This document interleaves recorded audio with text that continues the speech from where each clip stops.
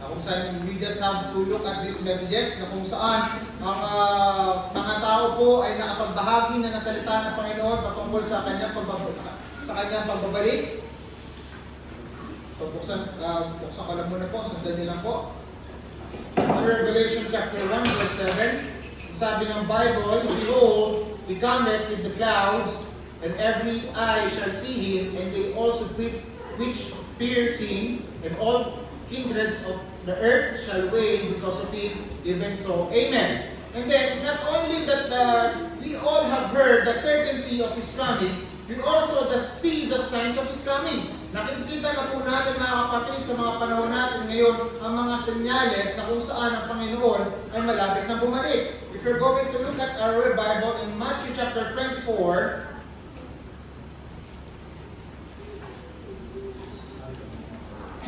verse 30 to 31, ang sabi po dyan sa verse 30, "And then shall appear the sign of the Son of Man in heaven, and then shall all the tribes of the earth mourn, and they shall see the Son of Man coming in the clouds of heaven with power and in great glory." Verse 31, "And he shall see his angels with a great sound of a trumpet, and they shall gather together his elect from the four winds from one end of heaven to other." And then we only not see the signs of His second coming, but we also see the purposes of His coming. If we're going to look at the 2 Thessalonians chapter 1, verse 7 to 10, ito lamang po ay footnotes or mga series na kung saan para mas maunawaan po natin ang kanyang pagbabalik at malalaman natin kung saan patungo ang aking preaching this afternoon. Now, we see the certainty of His coming. We have seen the sign of His coming, and now we know the purpose of His coming in 2 Thessalonians chapter 1 verse 7. Ang sabi niya rito, "And to you who are troubled, rest with us when the Lord Jesus shall be revealed from heaven with His mighty angels in flaming fire, taking vengeance on them that know not God, and that obey not the gospel of the Lord Jesus Christ, who shall be punished with everlasting destruction from the presence of the Lord and from the glory of His power, when He shall come to be glorified in His saints and to be admired in all them that believe, because our testimony among you was believed in that day." Samahan niyo po ang tumayo mga kapatid. Buksan po natin ang ating Biblia sa Matthew chapter 24, verse 42 up to verse 44. Ito po ang magiging key verse natin this afternoon. Please bear with me. I know it's kind of late. But bigay po natin ang oras, panahon na to para sa Panginoon, especially sa pakikinig ng kanyang mga salita.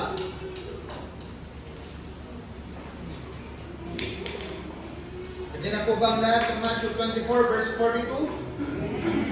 Amen. Babasahin ko po ang verse 42, kay po ang verse 43, and then altogether on verse 44. Verse 42 of Matthew, "Watch therefore, for ye know not what are your Lord that come."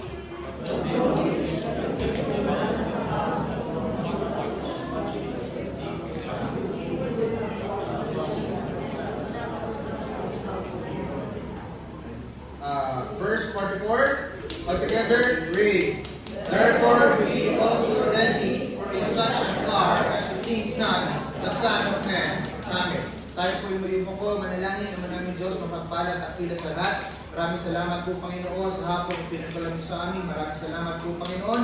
At dinako mo kami ng ligtas sa inyong bahay tahanan. Sa hapon ito Panginoon, dinadalangin ko po na muli itago niyo po ako sa inyong koran. Tunay Panginoon na aming kakayahan, na kalinuan, hindi sapat. Ako po ay walang kakayahan Panginoon upang maging bahagi ng inyong salita. Ngunit Panginoon sa inyong kapangyarihan, sa inyong biyaya Panginoon, able me Panginoon at mainatin ng inyong mga salita. I pray Lord, buksan po ang mga isipan, ganoon din ang aming mga puso Panginoon sa pakikinig ng inyong mga salita. Kaya muli Panginoon, tinataas namin ang inyong pangalan, ito po ang dalangin sa matamis sa pangalan ng Jesus. Amen. Now, kagaya po nasabi ko kanina, we have heard most of the preaching, the certainty of His coming. Marami na po tayo mga mensahe na narinig patungkol sa mga signs of His coming. And we also know the purpose of His coming. But the question, this afternoon, and the title of our message today, this afternoon, is the readiness for His coming. And are we ready for His coming? No?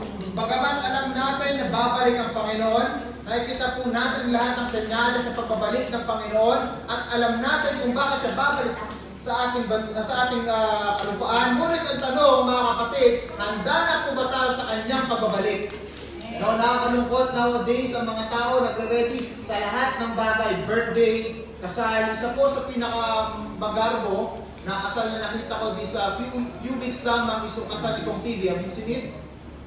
No? Si Kong TV po, explain ko lang ng konti, siya po ay nagpakabit ng kanyang ngipin na veneer na kung saan worth 500,000, ngipin pa lang. For the preparation for his wedding. No? And then the rest of the so-called wedding, meron po isang vlogger na nag-post na it's worth almost 10 million pesos for a wedding. They have prepared it for like 2 years. They have prepared everything. Lahat po ng abay, isang itsura. Ang lahat po ng alahas na meron si V ay napakamahal. Ang lahat ng damit ni Kong TV and the rest of his grooms ay talagang mamahalin. Lahat ng sasakyan, everything is prepared. Yung simbahan, lahat po sila ay nagbigay ng oras, panahon at salapi para lang sa kasal na yun. Pero I doubt, mga kapatid, if they were ready for the second coming of Christ. Sometimes so as Christians, na hindi natin binibigyan ng importansya, hindi po natin binibigyan ng halaga ang kanyang pagbabalik. Kaya po tayo nananatili kung saan tayo lamang nakaupo. Kaya po tayo nananatili sa kung anong spiritual level natin kasi hindi natin binabantayan, hindi tayo handa sa kanyang muling pagbabalik. Now, the question again this afternoon, are we ready? No? Kung tayo po ay titingin ng isang point of view, mga kapatid, alam po natin dito kung sino yung mga pumasok sa military academy. No? We distinctly know na kung ano ang itsura ng mga tao o yung mga kalalakihan na pumasok sa Philippine Army. Ano po mga itsura nila? Sila po ay mayroon napakagandang gupit, pindig po nila diretso, kung sa upo po sila, talagang astig or tinatawag na atis. Sa tingin niyo po bakit? Because they've learned it from where? The boot camp. Amen? Nung nasa boot camp po sila, before na po sila ay pumasok sa boot camp, lausi po sila eh. May mga kabataan na bago pumasok sa bootcamp, sila po ay mga lausi, mga tamad, mga late matulog. Ngunit when they came or come doon sa bootcamp, sila po ay nagkaroon ng training. Number 1, discipline. Number 2, yung talagang physical fitness. And number 3, yung kanilang emotion at hindi sa lahat ng kanilang mag-iisip. Sa tingin nyo, bakit itinitrain yung mga army na yan? Para saan? Para sa nagbabadyang gera. No? They were trained how many years? 1 year, sila yung mga neophyte, they're sophomore, 3rd year, junior, and 4th year, and then after that, marami pa pong trainer sumusunod for them to keep them alive, to keep them healthy, to keep them fit. Now, nakakalungkot mga kapatid, na ang mga Kristiyano ay hindi na pumapasok sa bootcamp nowadays. Alam niyo po ba kung ang bootcamp ng isang Kristiyano? The church. No? Bootcamp is the training ground where they learn how to fight, how to use gun, and how to survive. And nowadays, nakakalungkot sa ating mga churches na people don't go to church because they don't want to learn how to pray anymore. People don't come to church because they don't want to use their Bible, and they don't want to come to church because they don't want to survive in the Christian life anymore. Ayaw na po mga kapatid ng mga Kristiyano na mamuhay bilang isang Kristiyano. Hindi po nila tinitignan ang simbahan bilang isang bootcamp. Hindi po nila tinitignan ang simbahan para isang napakalaking training ground for us. Bakit? Because if we are not ready, kung hindi po natin nahanda ating mga sarili, if we're not going to learn how to pray, if we're not going to read our Bible, if we're not going to learn how to survive in this world, mga kapatid, we will never, ever ready for His second coming. Amen? I don't believe that sasabihin mo, Brad, Kristiyano ko, but I don't go to church. Brad, Kristiyano ko, but I don't pray. When the time comes, temptation comes to you, don't you think you can survive? Mga kapatid, the best sniper, kagaya na kwento ka nung unang panahon, mga best sniper, they have trained very hard sa initan, sa ulanan, nakadapa, 3 days, 4 days, they train hard for one goal only. Para mag-shoot na ng isang tao na kailangan ng patayin. And so as Christians. Hindi po tayo naging Kristiyano para lang maging handa para sa kamunduhan. We are here, gathered together. Ito po ay kalipunan ng mga taong naghahanda para sa kanyang pagbabalik. Tayo po ay mga kalipunan ng mga tinipon ng Panginoon para maging handa sa kanyang pagbabalik.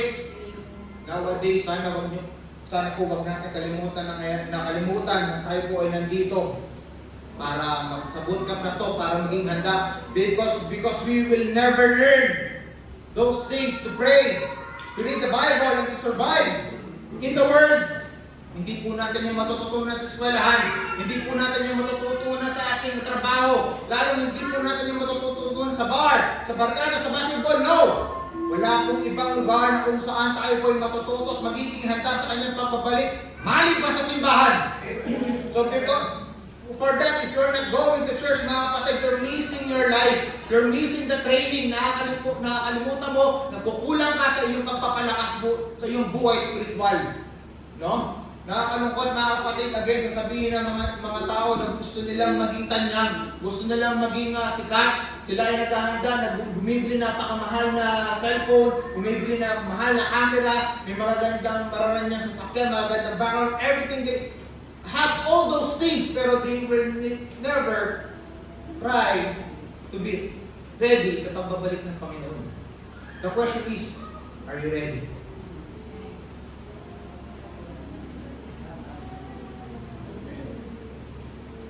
Now, the number one,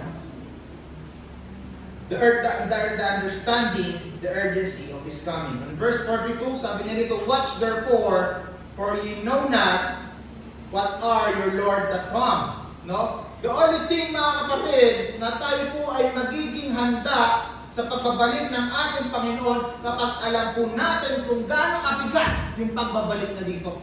Kung gaano yung urgency na dapat meron tayo sa kanyang pagbabalik. So if you understand the urgency of His coming, you will pray, you will read your Bible, you will minister in the church, and you will stay. Ito nakakalungkot, nakapagsimba na ako ng Sunday, next week hindi na, nakapagbigay na ako itong araw to, next week hindi na, nakapag-choir na ako last week, next week hindi na.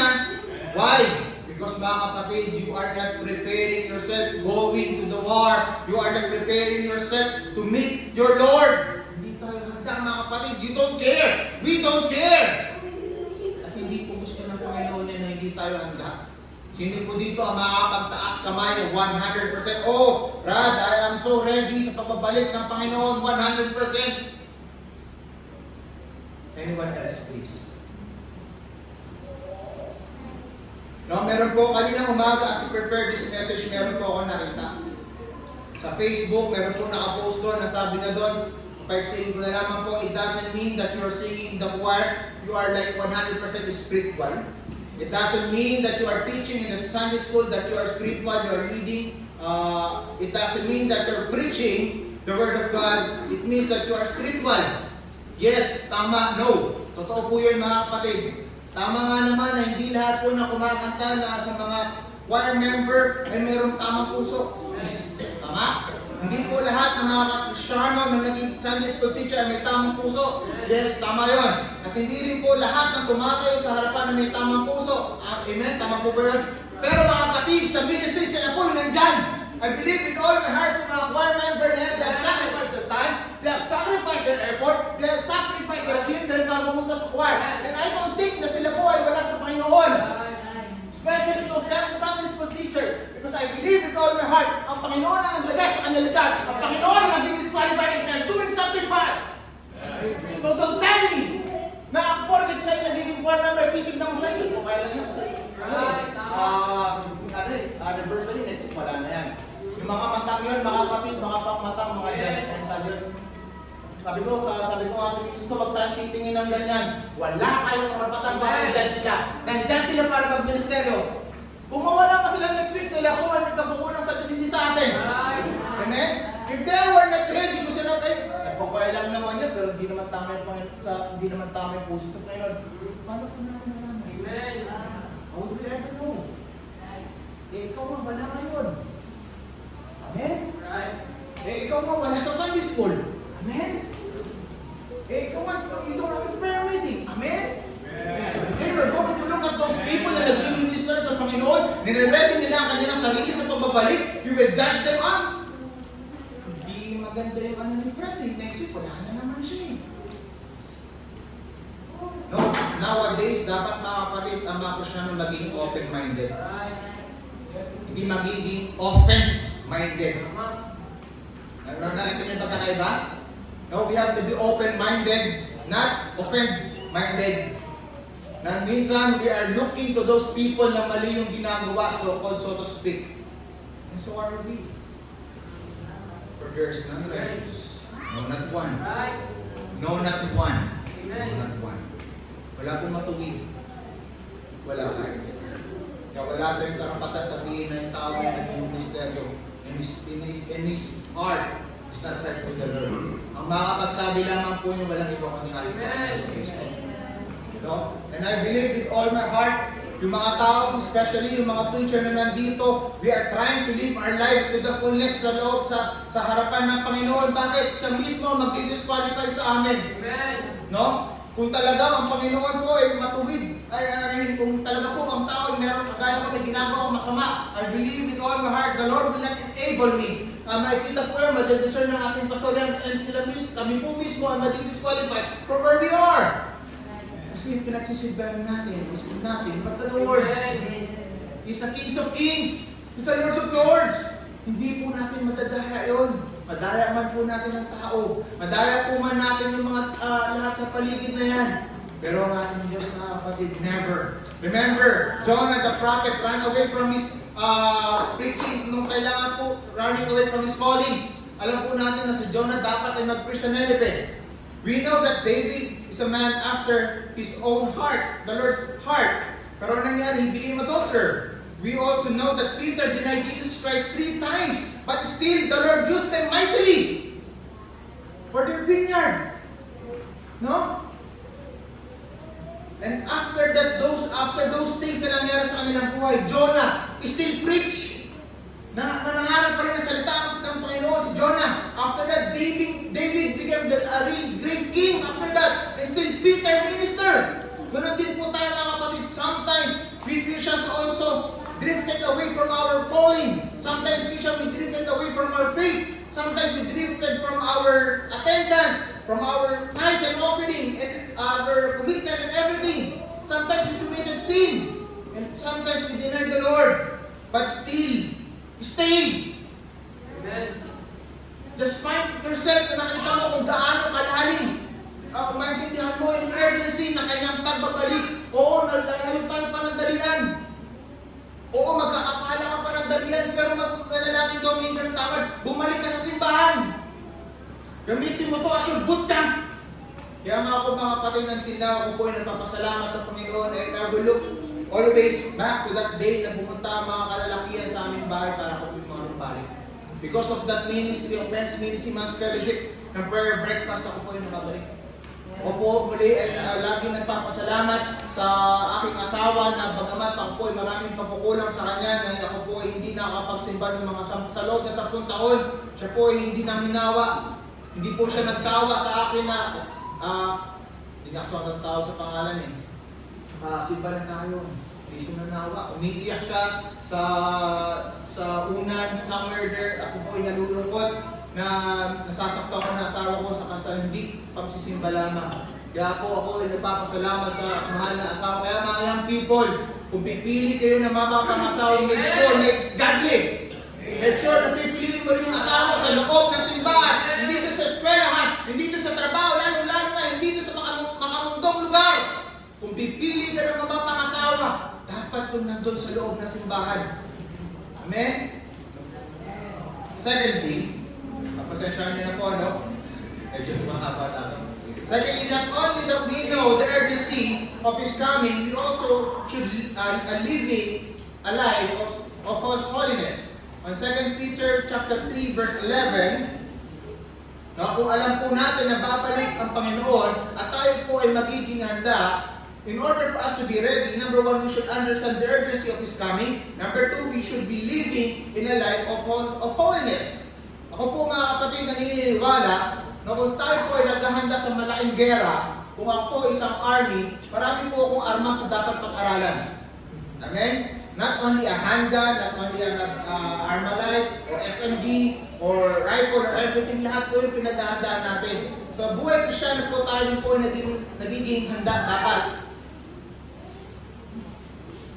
Verse 11-14.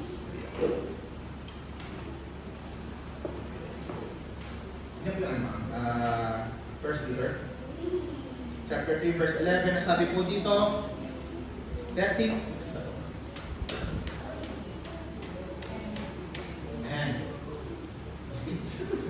verse 14, basahin na lang po. Verse 14, but and if you suffer for righteousness' sake, happy are ye and not afraid of their terror, neither be troubled. Verse 13, and who is he that will harm you if ye be followers of that which is good? Parang mali po siya. Anyway, second Peter na sa first ako.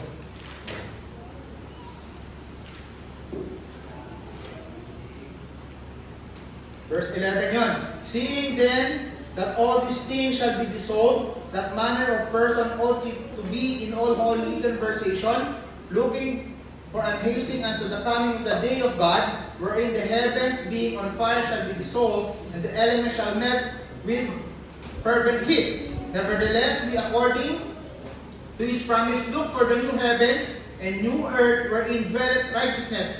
Verse 14, wherefore, beloved, seeing that you look for such things, be diligent that ye may be found of him in peace, without spot and blameless. Ayan, mga kapatid. Now, secondly, we should live living a life of holiness. After we know na babalik na ang Panginoon, after we know the urgency of His second coming, dapat magkakaroon tayo ng urgency sa ating mga buhay, mga kapatid, para maging banal.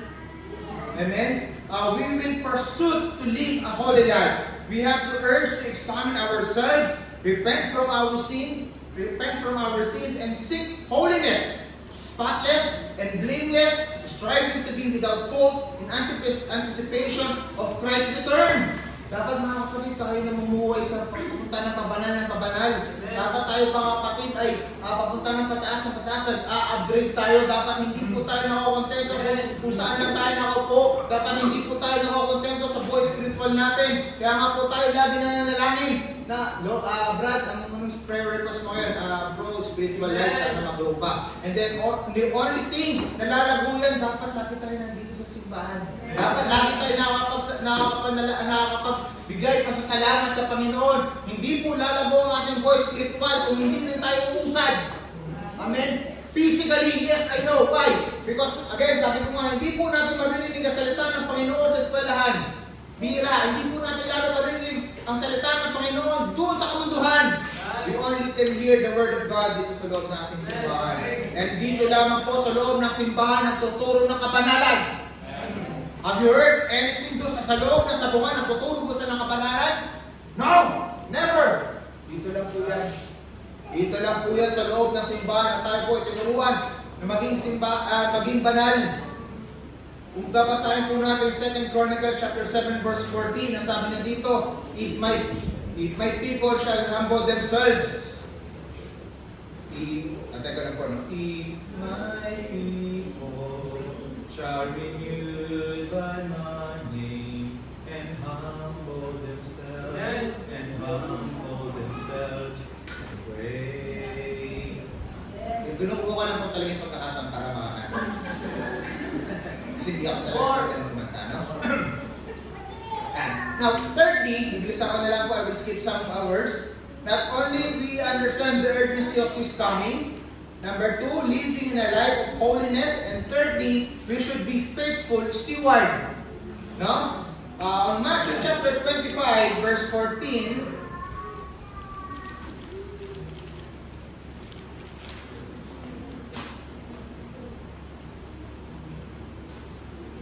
Matthew 25 verse 14, ang sabi niya rito, ako na lang kung magbabasa, please just follow the Bible kung nasa taas. For the kingdom of heaven is as a man traveling into a far country, who called his own servant and delivered unto them his goods. And unto one he gave 5 talents, to another 2, and to another 1, to every man according to his several ability, and straightway took his journey. Then he that received the 5 talents went and traded with the same, and made them of other 5 talents. And likewise he that had received 2, he shall gain other 2. But he that had received 1 went and digged in the earth, and he hid his Lord's money. After a long time, the Lord of those servants cometh and reckoneth with 1, and saw that he received 5 talents, came and brought other 5 talents, saying, Lord, thou deliverest unto me 5 talents. Behold, I have gained beside them 5 talents more. His Lord said unto him, Well done, thou good and faithful servant. Thou hast been faithful over few things, I will make thee ruler over many things. Enter into the joy of the Lord.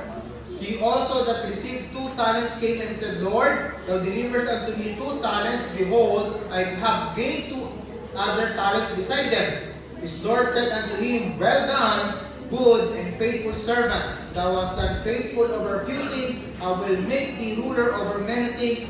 Enter thou into the joy of the Lord. Verse 24, Then he which had received the 1 talent came and said, Lord, I knew thee that thou art a hard man, reaping where thou hast not sown, and gather where thou hast not strawed. And I was afraid, and went hid thy talent in the earth. Lo, therefore, dirt thou hast, that is thine. His Lord answered and said unto him, Thou wicked and slothful servant, thou knewest that I reap where I sowed not, and gather where I have not strawed. Thou oughtest therefore to have put my money to exchangers, and then at my coming I should have received mine own with usury. Take therefore the talent from him, and give it to him which had 10 talents. For unto everyone shall be given, and he shall have abundance. For him that hath not shall be taken away even which he had. And cast ye unprofitable servant into outer darkness, there shall be weeping and gnashing of teeth. So po mga kapatid, I know you are very familiar with this. It's a parable of a talent. No? Parable of the talent. I know ilang beses na po narinig na yan. Narinig niyo po yung mga parable of talent. Alam niyo po ba kung bakit po siya tinawag na parable of the talent? Kasi talent is came from the Lord. Hindi po siya ginawang parable of the gift. Kasi I believe meron po talagang ipinanganak na meron magagandang boses. Amen? Hindi po kasali doon. Meron po mga pinanganak na magagaling na talagang mag-drawing. Amen? Pero I believe with all my heart, mga kapatid, kung bakit sinabi ng Panginoon dito na parable of the talent, because the talent of those people ay mga pinahawak lamang sa kanila. Amen? Ako po mga kapatid, hindi naman po talaga ako magaling na mag-crafting ng ganito eh. But because of constant training, at constant try, nagagawa po na nagagawa, nahasa po siya nahasa. Ganun din sa loob ng simbahan mga kapatid. Isa sasabihin natin, Brad, hindi naman ako magaling kumanta. Brad, hindi naman ako magaling mag-preach. Brad, hindi naman ako marunong magturo. Mga kapatid, lagi po natin tatandaan, every Christian have their own talent. Ipinagkalooban po tayo ng ating Panginoon sa Kristo ng isang talento, 2 talento. Kung hindi po natin yan gagamitin para sa Panginoon, alam niyo po kung ano nangyari sa parang talent dito na ulit. Sabi niya rito, we have responsibility and accountability, using our gift and resources to be useful for God's kingdom. Identify and use your talents and resources for God's glory. Don't be content with just who you are at the moment. Strive to be better for the Lord. Discover the talent that you have. Talent is not something that you're good at. Kaya sabi natin, hindi naman lahat magagaling talaga kumanta. Hindi lahat magagaling sa timing. Ako lagi sabi talaga ako sa timing. Pero I will still keep on praising the Lord. I will still try to sumlit dito. Kahit hindi ako makasabay sa pianista. Because I will keep on trying kasi yung talent na binigay sa akin naman kahit paano. Malagpasan ko lang yung first few words. Sunod-sunod na yan, okay na yan. Kaya mga kapatid, naniniwala ako na hindi lahat na mga talent ay dapat maging stagnant. Dapat ito po ine-enhance natin day by day, little by little. And maybe you can sing good. Naniniwala nga ako dito sa kasabihan na hindi lahat ng choir member natin ay magagaling kumanta. Yes, living example na may kakilala talaga ako, hindi naman siya doon makagaling ang kumanta. Talagang saliwa yung kanyang tono. Pero I believe with all my heart, every time she sings, na siya po ay umaawit para sa Panginoon. Nagbubukas po ang langit. Bukas na bukas ang langit. At ito po ay tinatanggap ng aking Panginoon si Glenn sa puso. Marahil sabihin mo, Brad, hindi ako marunong manalangin. Lord, hindi po. Sabi nito. Pero mga kapatid, yung panalangin na yan magagaling sa puso mo. I believe with all my heart. Tatanggapin po yan ng Panginoon. No? Hindi po kailangan ng Panginoon na matagaling. Hindi po kailangan ng Panginoon na matatalino. Hindi po kailangan ng Panginoon na mayayaman. Ang kailangan po ng Panginoon ay may mga willing heart. Ang kailangan po ng Panginoon natin ay yung alam at handa para sa kanyang pagbabalik. Because I believe with all my heart at pagkabat ako ay mayaman. Hindi ako maghahanda. Magaling naman ako kumante. Magaling din ako magsalita. Ako may pinakamagaling na preach dito sa church eh. No. Sa harapan ng Panginoon, kung hindi mo yung gagawin para sa puso, mula sa puso mo, hindi po yung katanggap-tanggap. Marahil, parang magaling ako magsalita rito, hindi mga kapatid. Hindi ko talent ko eh. Mahihiyain na ako eh. Totoo lang, hindi po ako madaldal na tao. Hindi rin ako palabirong tao. Pero mga kapatid, ito yung talento na ibinigay sa atin ng Panginoon. Gamitin mo yan. Marahil mga kapatid, sabihin mo, Brad, hindi kasi ako, ano dyan sa harapan eh. No, Brad, tayo ka. Alam niyo po ba ang, Teos, galit na yung magpapalit ko. Alam niyo po ba yung sekreto ng pagyaman? Papalit. Walat sa Panginoon. Bisa kayo ba ito? Tuturuan ko lang po na just give me this time, pagpasensya namin ako. Alam ko, mahaba yung oras. Pinagbubulang ako ng mahabang panahon ng pag-aaral dito. Ako po natulog ng mahigit 12 oras. Ayan. Meron po 1,000 pesos dito. Ang tanong, sino po may gusto nito? Taas po ang kamay, please. Sino po may gusto? Amen. Wala po may gusto. Wala po ako nakikita may gusto. Wala po ako nakikita may gusto sa 1,000. Wala po talaga may gusto. Sino po? Okay, tatanungin ko sino po may gusto? Wala po may gusto.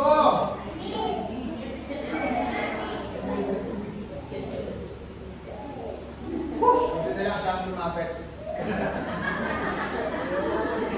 Siya lang po mga kapatid ang may gusto. The reason kung bakit hindi tayo lumalago sa ating buhay spiritual, because hindi tayo tumatayo sa ating upuan, hindi tayo lumalakad sa alat, lumalapad at kunin yung spiritual na yun.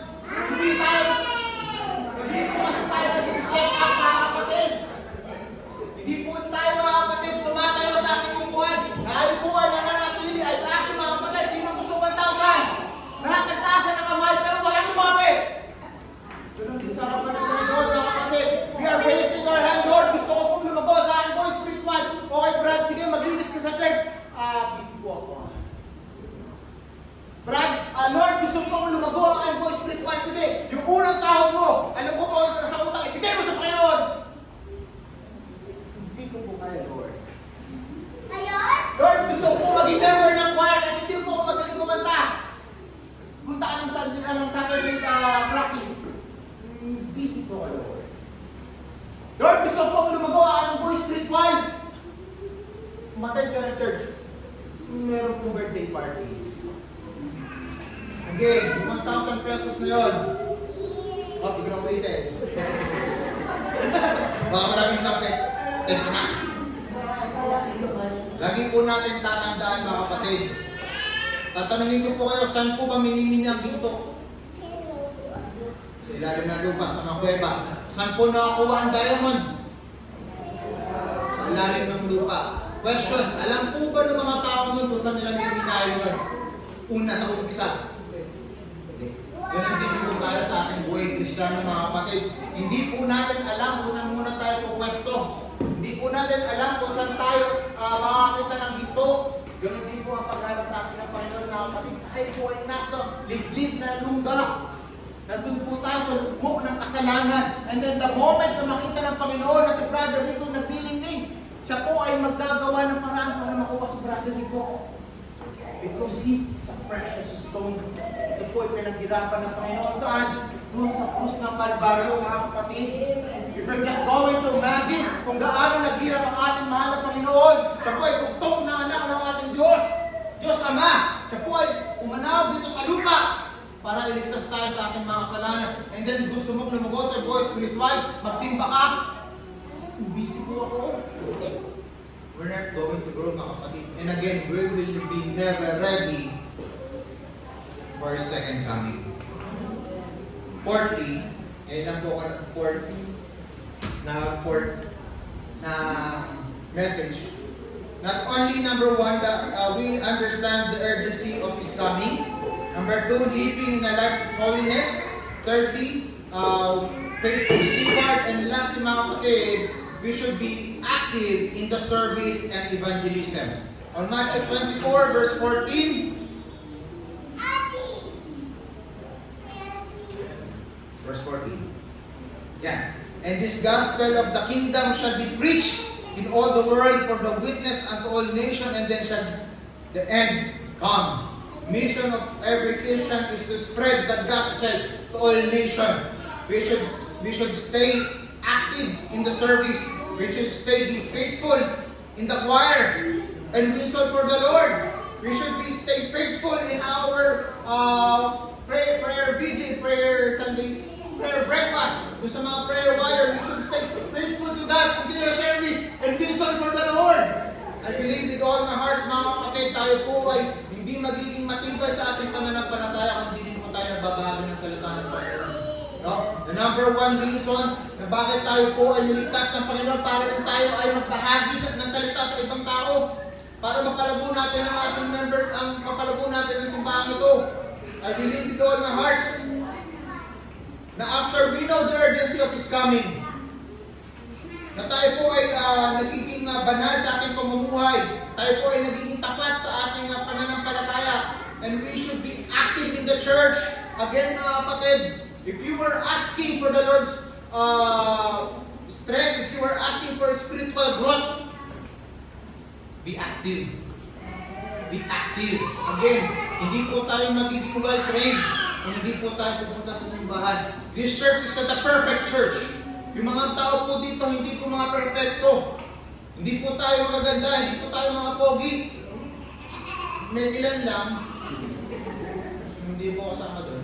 Pero ganun pa man, naniniwala ako na po tayo ay tinipon ng Panginoon. No? And bilang pagkatapos, mga kapatid, I will cut it short. Ang Titus chapter 2, verse 11. Bilang last verse. Titus chapter 2. I will end this on this verse. Sabi na rito, for the grace of God that bringeth salvation hath appeared to all men, teaching us that denying ungodliness and worldly lust, we should live soberly, righteously, and godly in this present world, looking for that blessed hope, that the glorious appearing of the great God and our Savior, Jesus Christ. Maraming salamat. Amen.